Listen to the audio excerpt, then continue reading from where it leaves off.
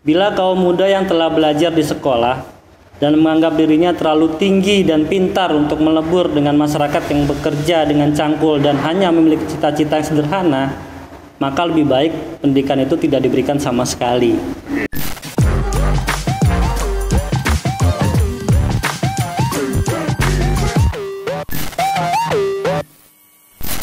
Kalau hari ini mungkin teman-teman milenial agak alergi dengan politik ya. Tapi kalau saya pribadi mandangnya mungkin ke depan politik kita akan semakin baik.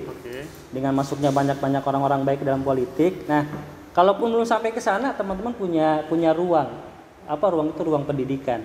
Nggak usah jauh-jauh lah. Kita mulai dengan yang namanya melakukan, saya agak ini juga ya, bukan revolusi mental ya. Nanti dianggapnya nggak klaim Pak Jokowi lagi. Revolusi mental gitu. Maksud saya perubahan mindset, bro. Okay. Perubahan mindset. Artinya begini, pendidikan harus menjadi instrumen pembebasan. Pendidikan harus menjadi instrumen untuk menghancurkan logika mistika, menghancurkan alat-alat imperialisme, kapitalisme yang didoktrin kepada kita, gitu kan? Nah, kalau hari ini mungkin teman-teman milenial agak alergi dengan politik ya. Tapi kalau saya pribadi mandangnya mungkin ke depan politik kita akan semakin baik. Dengan masuknya banyak-banyak orang-orang baik dalam politik. Nah, kalaupun belum sampai ke sana, teman-teman punya ruang. Apa ruang itu? Ruang pendidikan. Nggak usah jauh-jauh lah. Kita mulai dengan yang namanya melakukan, saya agak ini juga ya, bukan revolusi mental ya. Nanti dianggapnya nggak klaim Pak Jokowi lagi. Revolusi mental gitu. Maksud saya perubahan mindset, bro. Perubahan mindset. Artinya begini, pendidikan harus menjadi instrumen pembebasan. Pendidikan harus menjadi instrumen untuk menghancurkan logika mistika, menghancurkan alat-alat imperialisme, kapitalisme yang didoktrin kepada kita. Contoh sampai sekarang, bayangin ya, kita udah merdeka 76 tahun.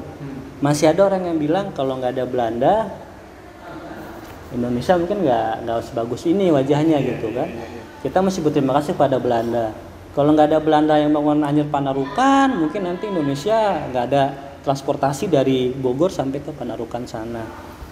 Ada mental orang-orang kalah, mental orang-orang tertindas, mental orang-orang yang kemudian ngerasa wah ini nggak bisa kita rubah nih, takdir Tuhan nih gitu, logika mistika. Nah, Tan Malaka melawan itu. Itu salah satu hal yang paling penting dari pola pendidikan Tan Malaka, membebaskan pikiran. Gerakan intelektual tadi gitu. Gerakan intelektual. Kita sebagai orang jajahan bukan given. Kita dijajah sama orang asing dan kita bisa melawan penjajahan tersebut. Tuh kan? Kita bisa merdeka. Dengan kadang-kadang dulu kan orang takut merdeka nih. Ya kan? Kita bisa mengurus Indonesia sendiri. Ya kan? Kita bisa kemudian mendirikan negara sendiri. Kita bisa kemudian kalau hari ini mungkin ya tidak perlu yang namanya menjadi pengikut Barat, tapi menjadi murid Barat yang cerdas. Kita ambil ilmunya, kita bangun, kita kawinkan dengan corak Indonesia, kita sesuaikan dengan kultur Indonesia, lalu kita bangun Indonesia dengan lebih baik lagi. Nah, hal-hal yang ini yang mungkin perlu diterapkan sama teman-teman milenial. Jangan gara-gara kemudian literatur kita banyak dari Barat, lalu seolah-olah memandang Barat itu paling maju. Jangan kemudian mengatakan bahwasanya kalau kita kemudian banyak kiblatnya ke timur ya, ke Arab mungkin ya, lalu kita pengen Indonesia itu ngikut-ngikut Arab. Jangan kayak gitu juga. Ambil semua kebaikan dari dua belahan itu, cocokkan dengan Indonesia, lalu kita bangun pola pembangunan sesuai dengan Indonesia. Bagaimana kita bangun bahwasanya Indonesia itu bukan Barat dan bukan Timur gitu ya. Makanya kita punya Indonesia gitu. Nah, bicara intelektual tadi, bahwasanya Tan Malaka memiliki gerakan intelektual, bisa kita katakan seperti itu. Dan itu banyak sekali kesalahpahaman sama generasi muda sekarang. Jadi kalau saya pikir-pikir bagus juga guru-guru itu kan, ya maksudnya mahasiswa yang berbasis keguruan itu kan bagusnya buku Tan Malaka bajunya kan, harusnya lebih tepat mereka gitu kan. Tapi bahkan guru-guru itu sendiri, bukan guru-guru calon-calon yang bakal jadi guru yang sedang menempuh pendidikan itu bahkan nggak kenal Tan Malaka. Yang lebih mengenal Tan Malaka ini gerakan-gerakan politiknya gitu. Nah, tapi dengan maksud dari tujuan pembicaraan itu, nah gerakan intelektual yang Bang maksud tadi gitu. Apalagi sekarang Indonesia sendiri gitu, kita sangat cenderung sekali kepada Barat, apalagi sains modern gitu kan. Nah, indikator intelektual bagi Abang nih, bagi generasi milenial, bagi pesan juga bagi saya pribadi gitu. Nah, intelektual yang dimaksud pada hari ini kita bisa riset, kita bisa melakukan riset, kita memahami suatu bidang.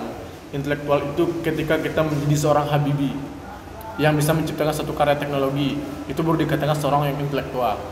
Nah, sepakat nggak Abang terkait perihal itu? Atau seorang intelektual itu adalah orang yang mampu menciptakan sosial masyarakat yang baik? Itu sudah bergeser Bang, apalagi setelah terjadinya memfakultatifkan dari bidang ilmu pengetahuan itu sendiri. Arah itu, paham Bang ya? Setelah ilmu ini difakultatifkan, nah orang berbicara intelektual itu ya bicara bidangnya masing-masing gitu. Nggak lagi bicara sosial, nggak lagi bicara tentang kemasyarakatan. Yang itu yang membuat milenial gagal paham terkait Tan Malaka tadi gitu Bang. Jadi kalau kata Tan Malaka itu, bila kaum muda yang telah belajar di sekolah dan menganggap dirinya terlalu tinggi dan pintar untuk melebur dengan masyarakat yang bekerja dengan cangkul dan hanya memiliki cita-cita yang sederhana, maka lebih baik pendidikan itu tidak diberikan sama sekali. Arti Tan Malaka mengatakan bahwasanya intelektual tadi, orang-orang berpendidikan tadi, kalau kemudian punya gagasan yang kemudian terpisah dengan masyarakatnya dia, gitu kan, ya mendingan lebih bagus dia nggak usah dikasih pendidikan. Sampai seperti itu. Artinya kita punya tanggung jawab moral sebagai intelektual itu benar-benar untuk masyarakat. Ketika itu tidak ada, ya berarti Tan Malaka sebenarnya lo nggak perlu ada lu. Gitu kan. Nah, itu yang mungkin kemudian perlu dicanangkan oleh para intelektual kita hari ini. Karena kadang-kala intelektual kita kali ini kan sibuk dengan diri dia sendiri. Menani pikiran lah gitu kan. Dia bikin gagasan-gagasan yang kesannya wah luar biasa. Tapi kita pertanyakan balik, manfaatnya buat masyarakat apa? Gitu kan? Manfaatnya buat publik apa gitu. Yeah. Nah, jika kemudian manfaat itu tidak ada, ya berarti ya nggak sesuai dengan pola pikirnya Tan Malaka. Gitu loh. Jadi intelektual menara gading. Jadi dapat kita ambil kesimpulan maksudnya apapun kompetisi tidak masalah gitu. Tetapi bagaimana ini bisa jadi kebermanfaatan di tengah masyarakat. Nah, itulah definisi intelektual yang diinginkan oleh Tan Malaka tadi gitu. Ya seperti Mata Najwa bilang, apa guna sarjana kalau hanya untuk memupuk harta gitu ya. Untuk kepribadian diri saja. Kalau hanya gitu, bukan nggak masalah memupuk harta, tapi bagaimana lebih dominan untuk kebermanfaatan bagi masyarakat. Lebih ke situ poinnya Bang ya. Oke. Pendidikan untuk kaum yang tertindas tadi kan. Pendidikan untuk kaum tertindas. Nggak hanya untuk diri sendiri saja dan untuk memperkaya diri gitu kan. Nah, pesanlah untuk kaum milenial dari Abang sendiri gitu. Karena memang kita lebih mengedukasi milenial saat ini gitu. Ya kalau bicara Tan Malaka mungkin teman-teman bisa beli buku Tan kali ya. Kita promosi sedikit dan luar biasa sekali sih kan. Karena kalau kita bicara Tan Malaka ya habis waktu kita seumur Tan Malaka hidup nanti kalau kita mau cerita detail gitu ya. Kesimpulan Bang, bagaimana kita bisa memposisikan Tan Malaka lebih seperti itu? Di mindset para milenial apa yang bisa kita ambil dari situ dalam cakupan yang Abang inginkan? Ya saya pikir tadi balik ke awal yang tadi saya katakan bahwasanya Tan Malaka itu kan dalam tanda kutip sebenarnya superhero ya. Siapa sih sekarang yang mau kemudian membaktikan hidup jiwa dan raganya buat negara ini sampai nggak nikah, sampai terus dari kampungnya, sampai nggak punya dalam tanda kutip nggak punya keluarga negaraan ya. Dia itu dicabut keluarga negaranya oleh pihak Belanda, lalu dia keliling dunia itu tanpa keluarga negaraan, hidup diburu kemana-mana. Siapa sih mau kayak begitu? Jadi kalau teman-teman mengatakan saya ingin jadi Tan Malaka, saya pikir agak berat ya. Bukan agak berat ya, berat sekali mungkin ya.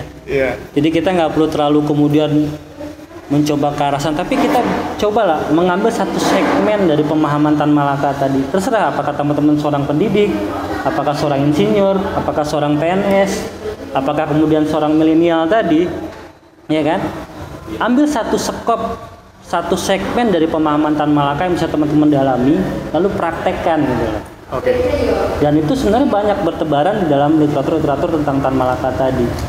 Bukan cuma dari segi pendidikan, tapi dari segi politik, tata negara, bagaimana menjadi seorang pegawai yang kemudian punya kemanfaatan kepada orang banyak, jadi petani, jadi tentara, Jadi include sekali buku-buku Tan Malaka ini dan sudah sangat tersebar luas. Jadi nggak usah kemudian ngoyo, mau kemudian mencobain semua, nggak, sesuai kemampuan saja. Teman-teman yang sekarang memainkan lini YouTube gitu kan, bagaimana kemudian menjadikan YouTube itu menjadi sebuah elemen edukasi, instrumen edukasi untuk melakukan penyadaran kepada publik, kepada kalangan milenial, bahwasanya kondisi ini bisa dirubah. Gitu. Bahwasanya kalau lu jadi orang miskin, lu lihat lagi, miskin lu karena miskin lu males, apa karena miskin lu karena struktural ditekan oleh sebuah rezim ataupun sebuah oligarki yang membuat lu tuh kemudian terjatuh. Baca situasi, baca buku Tan Malaka, dalami satu segmennya, maju ke depan dan praktekkan. Siap. Mungkin itu dulu kali ya. Oke. Sip, terima kasih Bang. Mungkin kita butuh banyak waktu gitu ya, untuk diskusi karena Bang Hendrit aja pun sangat sibuk sekali dan sekarang mau berangkat ke Jakarta langsung gitu ya. Siap. Next time kita bicara lebih banyak karena seperti yang saya sampaikan di awal tadi, bicara tentang gerakan itu saya bertanya langsung kepada beliau, bicara tentang bagaimana kita bisa melakukan strategi kebermanfaatan bagi masyarakat. Saya juga bertanya kepada beliau gitu. Dan semoga next time kita bertemu lagi Bang. Terima kasih banyak waktunya, ini luar biasa sekali. Titip salam sama teman-teman di Jakarta gitu ya. Oke. Sampai jumpa.